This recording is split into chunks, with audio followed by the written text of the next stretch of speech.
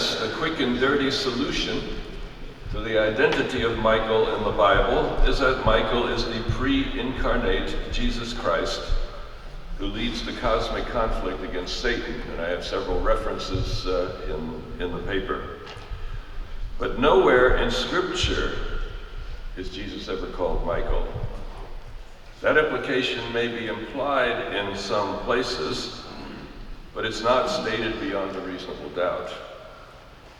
Aside from incidental genealogical references, the name Michael as a heavenly being appears 5 times in the Bible, 3 times in the book of Daniel, and 1 each in the New Testament books of Jude and Revelation.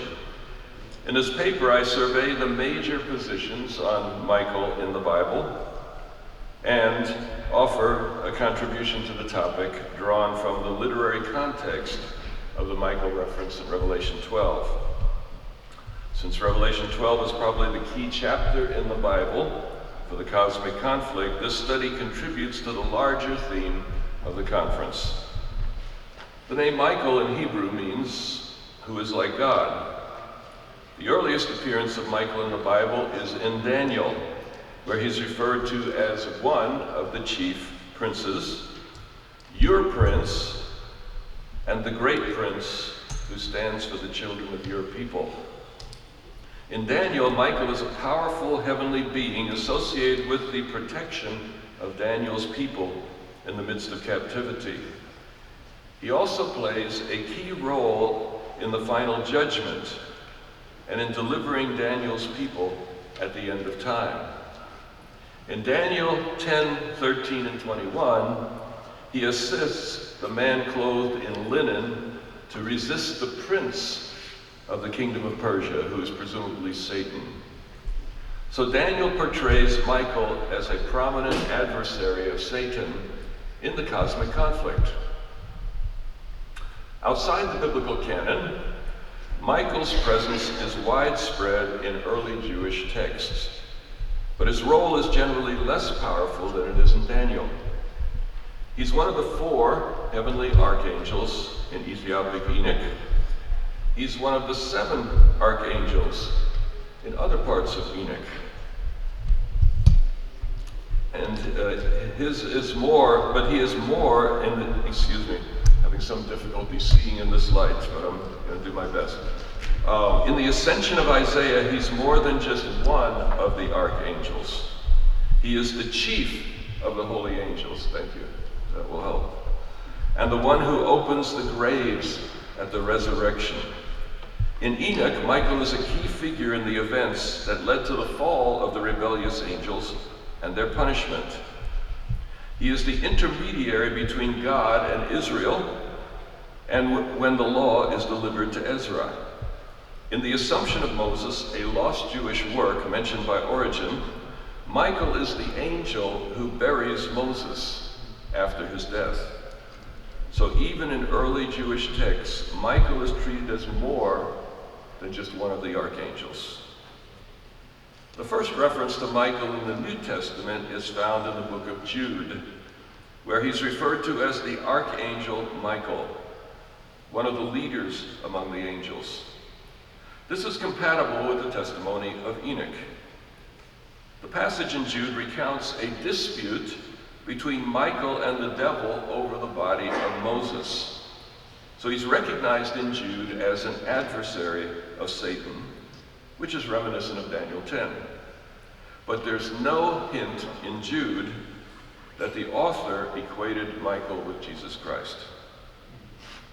The last biblical reference to Michael is Revelation 12:7, the text at the heart of the paper topic. In Revelation 12:7-9, there's a cosmic war between Michael and his angels on the one hand, and the dragon, Satan, and his angels on the other. Michael emerges victorious in this conflict, casting the dragon/Satan out of heaven. This narrative aligns with the widespread New Testament theme of the victory of Jesus Christ over Satan through his death and resurrection. So the actions of Michael in Revelation 12 raise the possibility that he's more than just one of the archangels, More even than the leader of the archangels, he is none other than Jesus Christ himself. In that case, the Michael of the Old Testament and Jewish narrative would in fact be the pre-existent Christ. Identifying Michael as Jesus Christ is widely supported by reference to 1 Thessalonians 4:16. Paul there associates the second coming of Jesus with the voice of the archangel.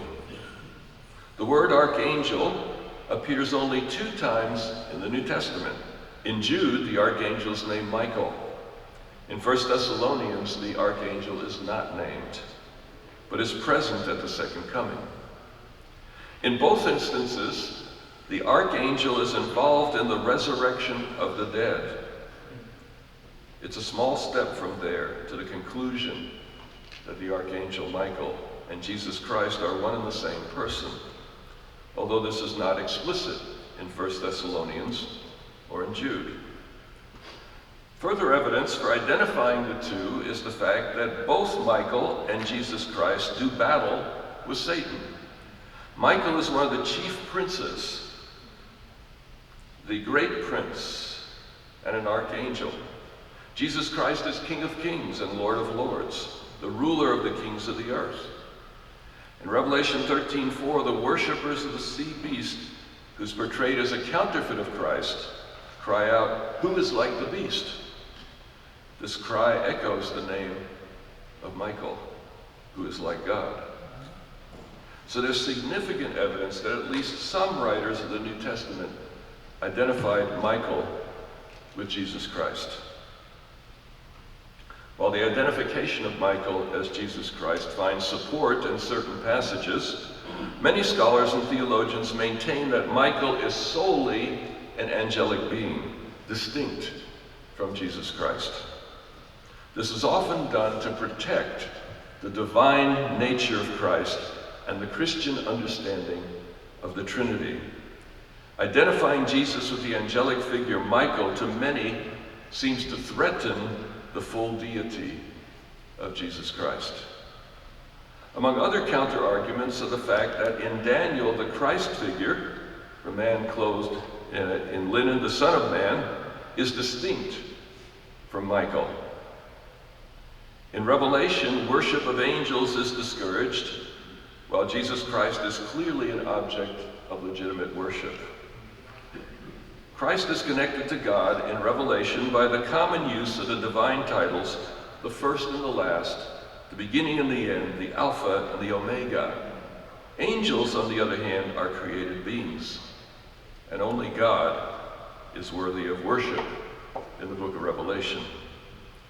No created being deserves worship. For John, therefore, Jesus is clearly superior to the angels.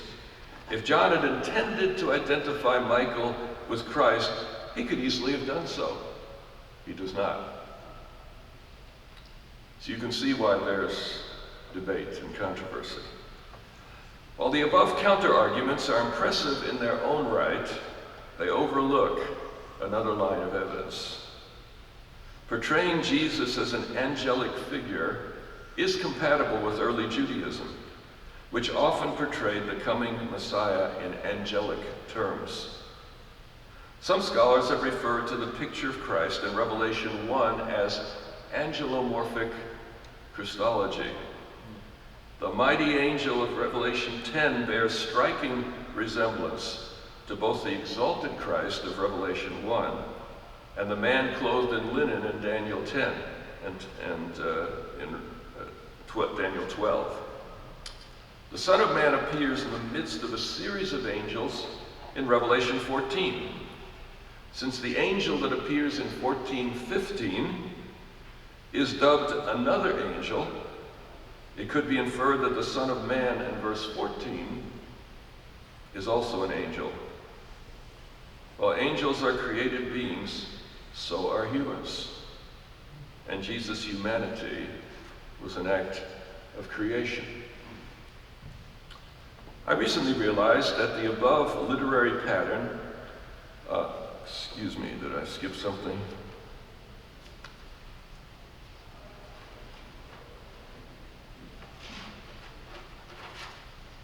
Yes, I skipped a whole page in my version here. So it is, Jesus' humanity was an act of creation, so spending time in the form of an angel is not inconceivable for Christ. Evidence that the incarnation of Christ should not be limited to a single act is found in Genesis 18, where both Yahweh and two angels are introduced to Abraham as men. The above evidence summarizes the debate among biblical scholars regarding the identity of Michael. I'd like to explore some fresh evidence regarding the identity of Michael, drawn from a literary pattern in Revelation. I've noticed that whenever the author of Revelation introduces a new character, it is as if he hits a pause button on the vision and gives a visual description of the new character, followed by a glimpse of the character's backstory. John then continues the vision, including the new character. A few illustrations should suffice to establish the pattern. In Revelation 1, the voice of a Son of Man breaks into John's self-introduction in chapter 1, 9 to 11. When John turns to see who is speaking, he sees a glorious image of the heavenly Christ, verses 12 to 16, a visual, followed by a brief backstory. He died and rose again, verses 17 and 18. The vision then continues with messages from the same Jesus to the 7 churches in chapters 2 and 3. So you see the pattern. Pause the vision, visual description, backstory, then continue the vision. In Revelation 13, the vision of the dragon and the remnant adds a beast from the sea and a beast from the earth. The beast from the sea, Revelation 13, 1 to 10, gets a visual description, verses 1 and 2, followed by a considerable backstory, verses 3 to 7. The sea beast's actions within the vision follow in 13, 8 to 10, and are also mentioned in passing in 13, 12 to 18. The beast from the earth gets a very brief visual description, 2 horns like a lamb, followed by an equally brief backstory, spoke like a dragon. The beast from the earth then plays a major role in the rest of the vision.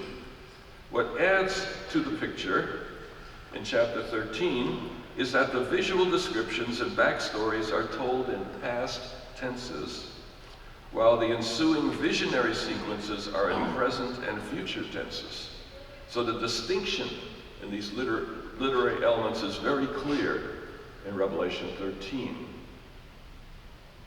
So I recently realized that the above literary pattern had implications for the identity of Michael in Revelation 12:7. Michael is the fourth of 4 new characters that are introduced in Revelation 12. The first of these characters is the woman of 12, 1 and 2. It's quite evident that the literary pattern applies to her. John hits the pause button and offers a distinct visual description of her in verse 1, dressed with the sun, moon under her feet, victory crown on her head. This is followed by her backstory in verse 2. She's pregnant and cries out in labor pains. Then a new character appears in verse 3 of the dragon, of the vision, 7-headed, 10-horned dragon. Another sign was seen in heaven, great fiery dragon with 7 heads and 10 horns, etc. This is followed by the dragon's backstory. His tail dragged down 1/3 of the stars of heaven. He stands before the woman to threaten her child. So up until now, Revelation 12 follows the literary pattern in a detailed precision. A third new character is introduced in Revelation 12:5. It is the male child. But in contrast to the woman and the dragon, there's no visual description of the male child at all. Instead of a backstory, there's a mention of the child's future. He's about to shepherd all the nations with a rod of iron. The most likely reason for this shift is because the male child needs no introduction. He's clearly identified as Jesus by his birth and his ascension to heaven. So the male child has been in the story before, as the Son of Man in chapter 1 and the Lamb in chapter 5. After noting the woman's flight into the desert, the narrative moves to the war in heaven. The dragon, seen previously on earth, is now seen in heaven. Michael and his angels gathered to fight against the dragon. The dragon and his angels also fought. The male child snatched up to God in verse 5 is nowhere seen in this battle. Instead, a new character named Michael appears. He's not called an archangel here, but he's clearly commander of the angels in the heavenly conflict. The awkward Greek of the verse mirrors the Greek of Theodotion of Daniel 10, where Michael battles the satanic prince of Persia. As was the case with the male child, the narrative of Michael in Revelation 12:7 is missing the typical visual description and backstory. The most likely explanation for this absence is that Michael is a character who has appeared in the story before. Who would that be? I would suggest the Son of Man in chapter 1, the Lamb in chapter 5, the male child in chapter 12, verse 5, and Christ in 12:10.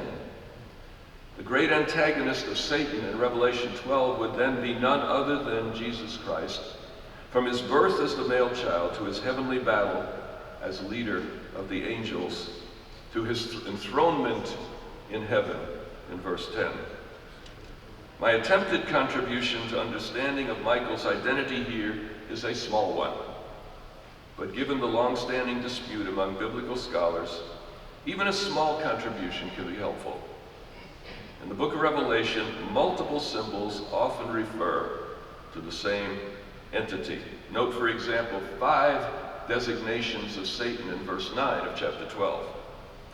The literary strategy behind Revelation 12 strongly suggests that Michael is not some esoteric angelic figure who appears once and then no more. In Revelation, I suspect he is one of a number of designations for Jesus Christ, who is the primary subject of the book. Within the Adventist tradition, Michael plays a major role in the cosmic conflict, embodying in his name the very character of God. Thank you.